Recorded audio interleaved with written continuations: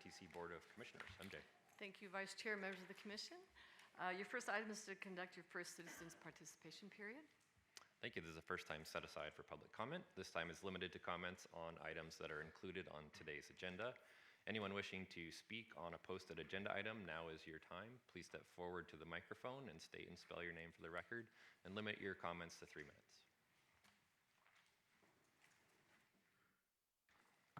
Good morning, Commissioners. My name is Don Johnson. I'm the Vice President and General Manager for MV Transportation. We're your provider for the paratransit service. I'm here today to thank you for your support of item 34 for the additional purchase of 60 additional paratransit vehicles. They will be very much needed to continue as the service grows and the public returns to using the service after COVID. Thank you. Thank you very much. Anyone else wishing to provide public comment? Hearing none, we'll go ahead and close the public comment period and turn it back over to MJ. Thanks, Vice Chair. The next item is to approve your agenda. It is in order and ready for your approval. All right. Anyone have any comments or questions on the agenda? If not, then I'll entertain a motion. All right, there's a motion on the floor. All those in favor? Aye. Aye. Any opposed? Motion carries. Thanks, Vice Chair. Next item is to receive your CEO report. Today we have one item. It's a recognition from our contractor from MV Transportation. And to present this item, we have a video prepared by Senior Director Cindy Carter. Oh, did I hit it too fast? Well, let's go back here because I want to. There we go. Is Juan here today?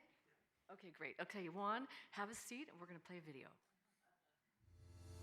Thank you, MJ. Today we're celebrating Juan Galvin Rivera.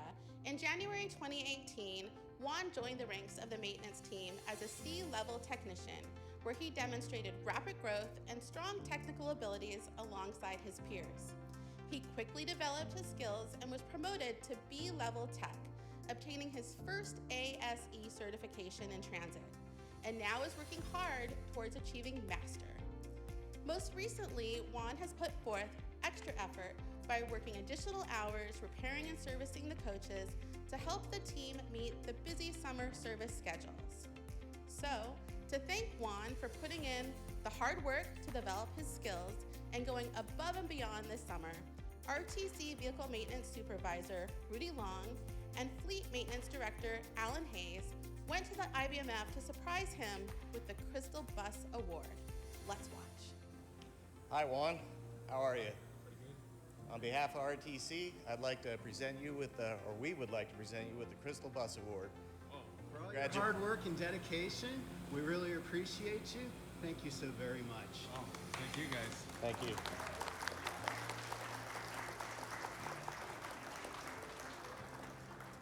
Hi, my name is Juan Galvan, and I am thankful to receive the RTC nomination award.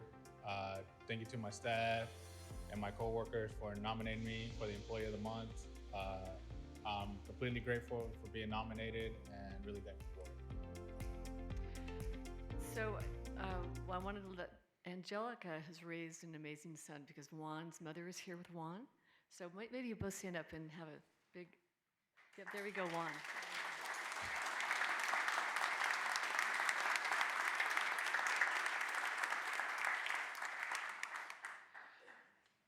I can't stress the importance of what these mechanics do every day. I mean, if the buses aren't moving, we're not moving the community. So it starts many times with the folks behind the scenes like Juan. So Juan, thank you so much, and to all the other mechanics who do just a fantastic job.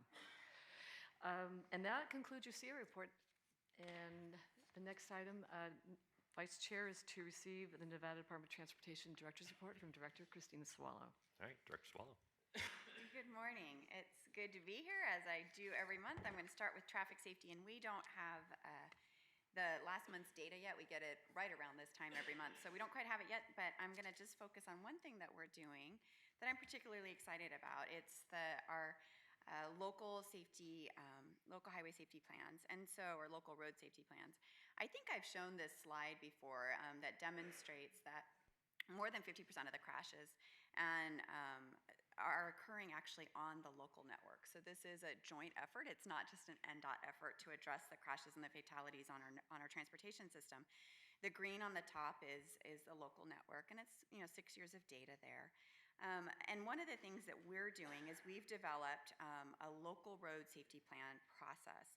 It's one of the Federal Highway's proven safety countermeasures. They provide a framework for identifying, analyzing, and prioritizing roadway safety improvements on local roads. And they can connect not just the local governments with traffic safety partners, but they also make sure that they're talking to enforcement and to emergency medical services and education to really approach traffic safety holistically, thinking about all of those E's that we talk about frequently. They critically are an opportunity for our local partners to also apply for first-come, first-served traffic safety grant funding that is currently available. We partnered on our first local road safety plan with Nye County. They worked with us and with Federal Highways to really look at a pilot for what that local road safety plan should look like. And we're currently finalizing our process for federal review and grant application processes to make sure that we can fund additional data-driven local road safety projects and safety plans. And I think that's important to hear, that we're willing and able to start helping fund these local road safety plans. So if funding is an issue, we're a partner and we're willing to help with that process. We've already started having conversations. RTC has supported us in this effort, and we've already started having conversations with the city of North Las Vegas on developing theirs, and we're looking forward to partnering with other local agencies as needed to develop those local road safety plans. Happy to announce we have a new 511 system that's coming in mid-October. Our 511 system was initially launched in 2007, and in the last decade, it's received more than 41 million visits. And in October, it's going to be upgraded and updated. And it's interesting, in Southern Nevada, I know we have it, but I don't know that I've ever really actively looked at the 511 system, at the cameras or the roadway conditions, but I know up in Northern Nevada, they use it a lot. But one of the things that I think is going to be really interesting about the new system is, there'll be improved navigation process, upgraded route planner, so you can put in, if you have a regular route, you can put that in, and it will give you notifications on that route regularly. Councilman Galt, Councilwoman Bridges, if you're regularly driving in and out of the valley, you can put your route in and it will regularly give you notifications if there's anything going on your route that you want to know. Or for anyone who travels to Southern California within Nevada, you can put that in and it'll give you alerts and updates. Similar to what RTC does, but a little bit different. So it's also going to include a dedicated trucker mode with specific truck information, including truck parking, which will be good to help us whenever we have closures on our corridors to get the trucks off the roads in safe places, and we'll be able to handle better call volume. 515 Viaduct, you've heard me talk about this, I think the last 3 months, and it's done. It's done 92 days ahead of schedule. That is 92 days ahead of schedule. So we're really proud of our team for getting it done, including the contractor for just getting that project out and done. There are some punch list items. So we know that there may still be some intermittent closures, probably just on the local roadways on Eastern and Desert End. Just some punch list items. We don't expect any mainline closures moving forward. The project is done. And with this project, the traveling public using that corridor can now benefit from an additional southbound lane between I-15 and Eastern, an additional lane on the Eastern southbound off-ramp, and we did the complete rehabilitation and seismic retrofit of Eastern and Desert End bridges that were previously considered deficient. So we're excited that this piece of the project of the 515 viaduct has been completed. But there's more 515 work, and in the yes and world, and there's more on the 515. It's just a little further downstream. So we started this project in August. We are widening and reconstructing the Charleston Boulevard between Honolulu and Sacramento, and widening 515 to allow for construction of auxiliary lanes in both directions between Eastern and Charleston. We're hoping it will reduce delays around the Charleston curve, as well as reduce crashes as drivers merge in and out of the main line. Last month, crews demolished sound walls and barrier rails and a portion of the Stewart Bridge deck and completed some earthwork. Traffic impacts this month will be mainly on Stewart, Pecos, and Mojave, with each of those roads closed fully for a minimum of 2 nights for demolition of portions of the bridges, followed by daily lane restrictions. They'll also be performing foundation work for the Stewart Bridge, demolition of sound walls, barrier rail, and portions of Pecos and Mojave bridge decks. There will be future daytime lane restrictions on nearby surface streets that will take place between now and Thanksgiving, and some short-term ramp closures coming after the new year. Project is anticipated to be completed by spring of 2024. So it's going to be a couple years, and we'll try to make sure to provide updates on a regular basis so everyone knows what's coming and how it will impact them. Centennial Bowl remains under construction and will be through 2020 into 2024. Right now, they're working on shifting 215 traffic in the coming months. We'll shift 215 traffic onto the brand new bridge on the south side of the project, so that they can begin rebuilding the structures to the north. And we're excited to see some of the new trail connections starting to get put into place, because that's a really dangerous and challenging spot for anyone who wants to traverse the area on a bicycle. Last project update, I-15 Tropicana. Median work has been completed, so September work will be focused on outside of southbound I-15. The median work's done, but we're now working on the outside of the southbound I-15. Local roadway work will continue on Dean Martin and Frank Sinatra. Throughout the project, we will be maintaining pedestrian access on at least one side of Tropicana. Substantial completion is still anticipated by the end of 2024. And for more information, you can get the I-15 Trop mobile app on both the Android and Apple stores. And that concludes my report. Questions or comments from the board? I had one comment that I got from a constituent. I know a lot of the contractors' vehicles are parked at Blue Diamond and 15, and a lot of the plates are out of state. Are they exempted from having to register their vehicles here in the state of Nevada? If they're residents of Southern Nevada, they are not exempted, but I don't know what the rules are in terms of the registration requirements. Okay, all right. Any other comments, questions? All right, back to you, NJ. Thanks, Vice Chair. Your next item is to approve your consent agenda. It consists of items 5 through 38, can be taken in one motion. All right, any comments on consent agenda? If not, I'll entertain a motion. All right, there's a motion on the floor. All those in favor? Aye. Aye. Any opposed? The motion carries. And next item is item 39. We don't have any legal items to discuss this commission meeting, so we can move on to your last item, number 40, which is your final citizens participation period. This is the second time set aside for public participation. Anyone wishing to address the board, please step forward to the microphone, state and spell your name for the record, and please limit your comments to 3 minutes. Got lots of cards. This is your time if you want to do it. Hearing none, then we'll go ahead and close the public comment period. Oh. Okay, come on up, come on forward. If you want to speak, this is your time.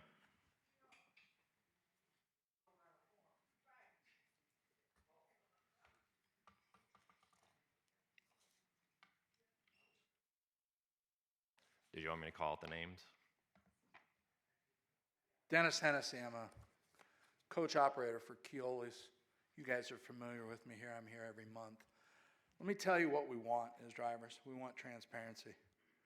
This lack of safety that's not being provided for us out on the road for our passengers. We want transparency. We don't want an agenda item every month that just gets skipped. We want safety to be addressed to all of you so that you know how many drivers were involved in an incident. We want transparency. I understand you spent, according to your press release, $22 million this year on safety and security. At least I think that was the number. I'd like to know where that money was spent. When was the last time any one of you, staff, or anybody else got spit on, threatened, life threatened? I count 5 members of marksmen here. You don't even need one. I have trouble getting marksmen to come to my bus when I have a problem. We want transparency. What we need is we need transit police. 4 years I've heard about, oh, we can't do it. We can't do it. It's in the legislature. It's in the Constitution. Well, you know what? It's obvious that MV and Keolis don't care about their employees' safety on the road. It's obvious that the staff doesn't care. Do you guys as politicians care? The legislature, I'm told, doesn't meet this year. We can't change the need for transit police until it's changed. So what are you all doing about it?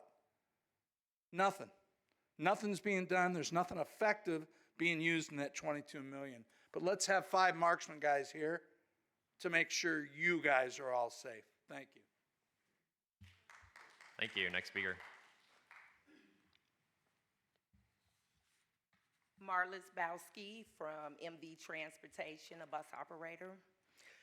Piggybacking on the us having security on the buses, half of the security is not even obligated or assigned to work some of the most dangerous routes like Nellis.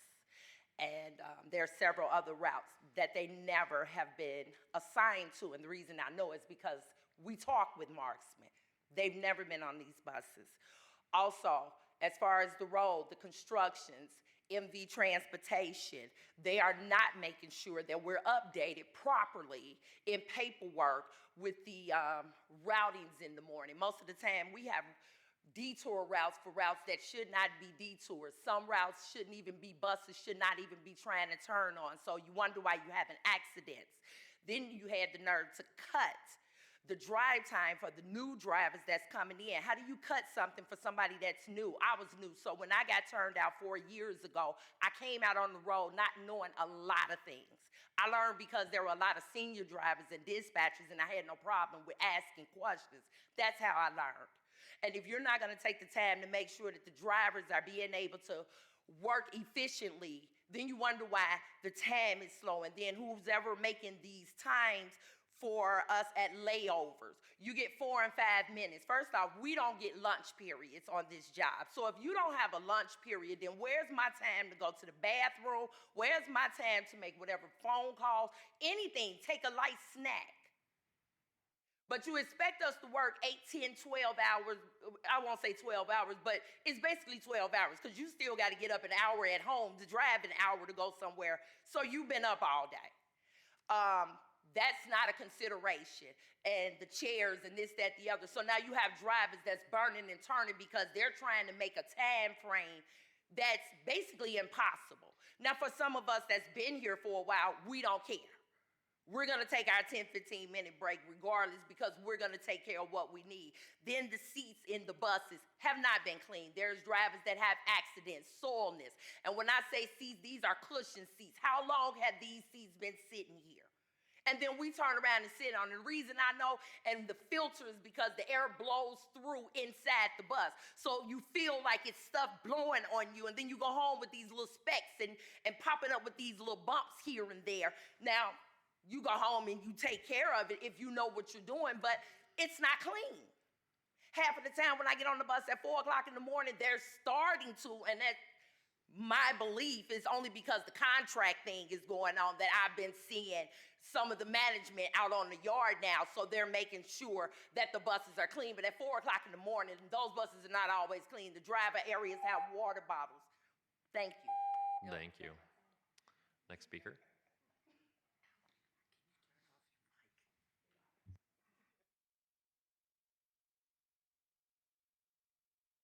Hello, I'm George Van Houten.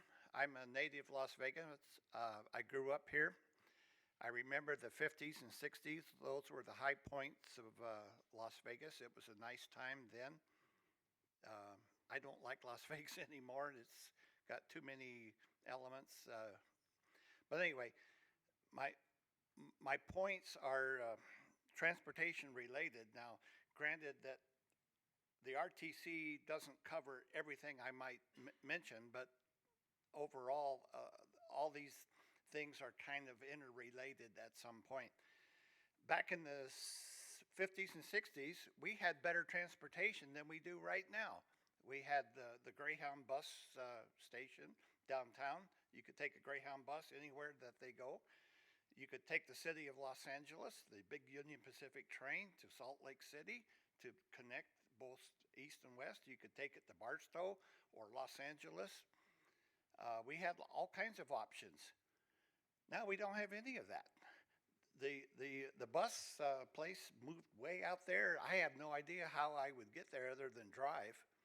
I mean, you know, transportation-wise, it's almost non-existent. And also the lack of the train travel. I prefer train travel over driving. I'm going to Korea in 2 weeks. Normally I leave from Los Angeles, but due to the ticket situation with the COVID, I'm able to fly out of Las Vegas to Korea direct. So there's no way, there's no transportation from my house to Terminal 3. So I'm having to pay my nephew to take me from my house, which isn't too far from here, to Terminal 3. I know the bus only goes to Terminal 1. Well, Terminal 1's not going to get it. Terminal 3 is where I need to go. I don't know. The RTC, what happened to the Maryland Parkway project? They voted not to use light rail. That was a mistake. That project should be up and running by now. All the cities in the whole West, Phoenix, Denver, Salt Lake, Albuquerque, Reno, all the cities have either light rail, heavy rail, or some kind of transportation system, but Las Vegas doesn't. Las Vegas is the only city in the greater West that doesn't have any transportation system compared to what the other cities have. And I'm not going to be able to drive forever. At some point, I will have to take public transportation. So I just think the RTC should dissolve itself. They're not getting anything done. Thank you, sir. Thank you. Next speaker.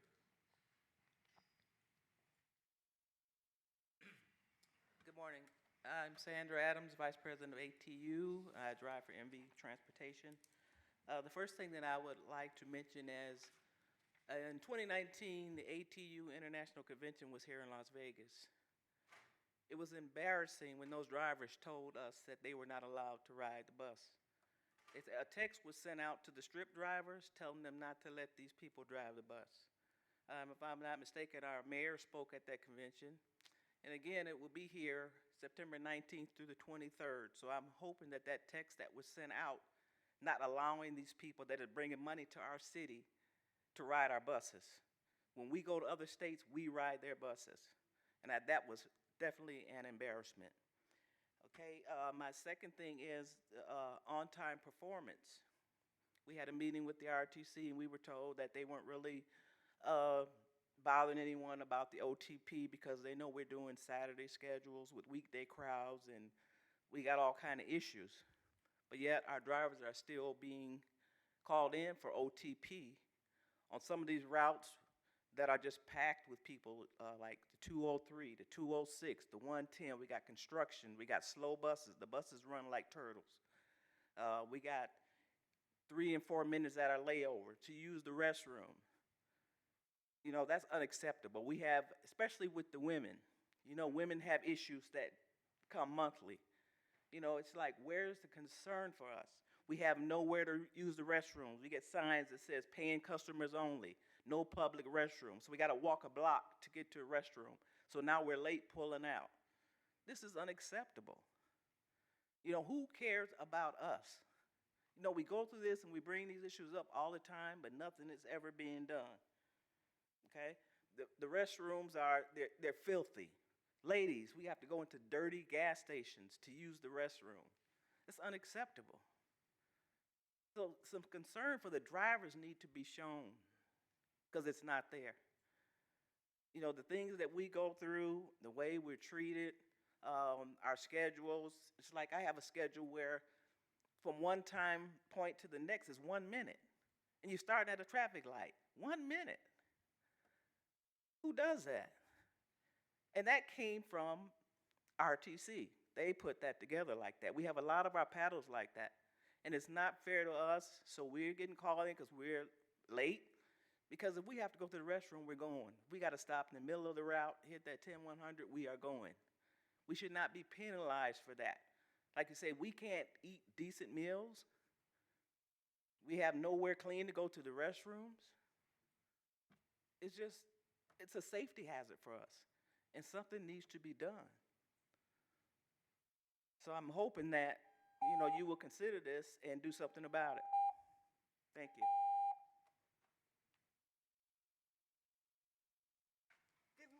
I'm Carolyn Higgins. How are you, Mayor? To the board,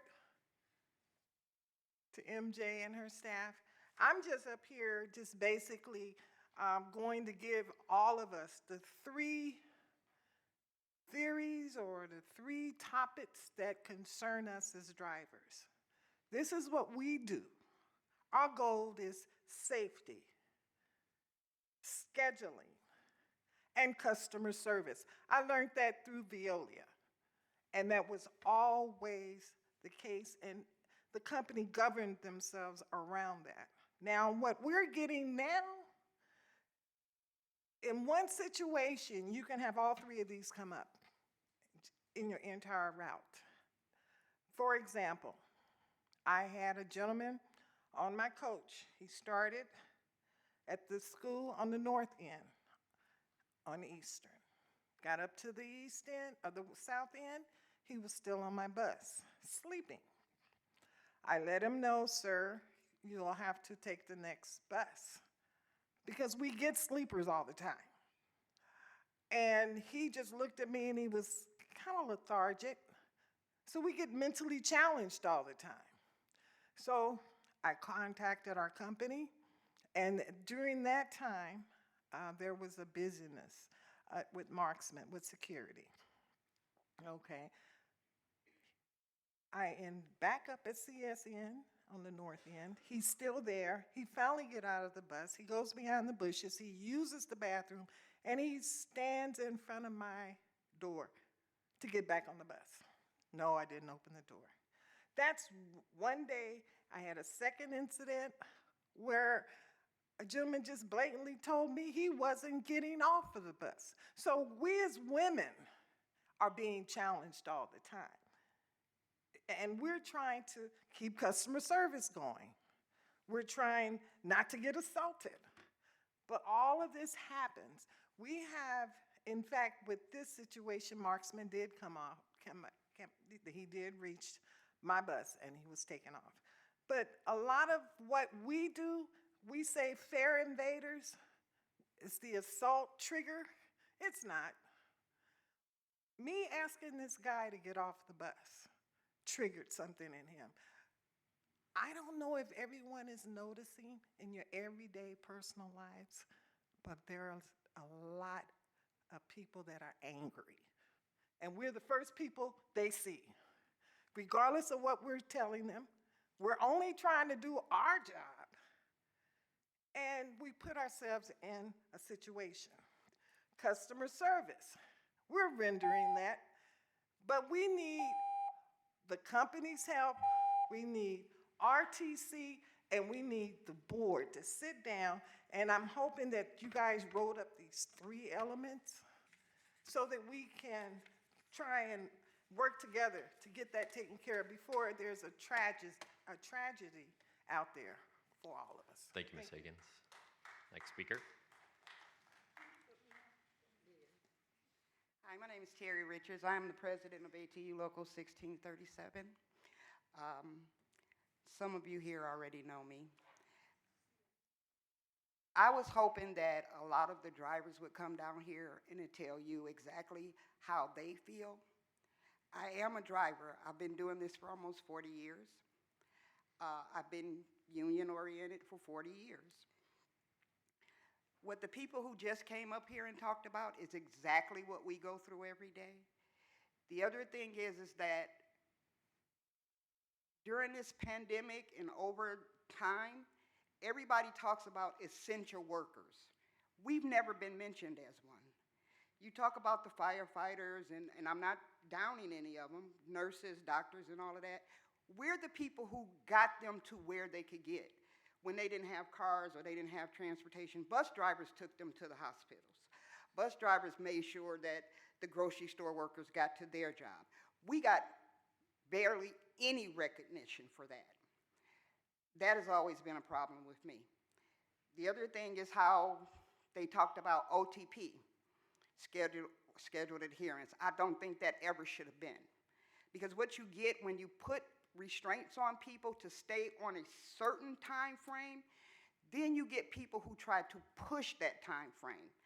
And what happens is, as I tried to tell both companies when they first implemented it, was your accidents are going to go up.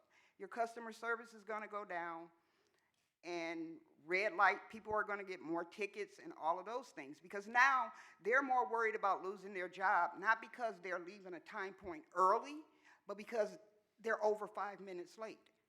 But nobody looks at the point that traffic lights in this city, some of them are 3 minutes long.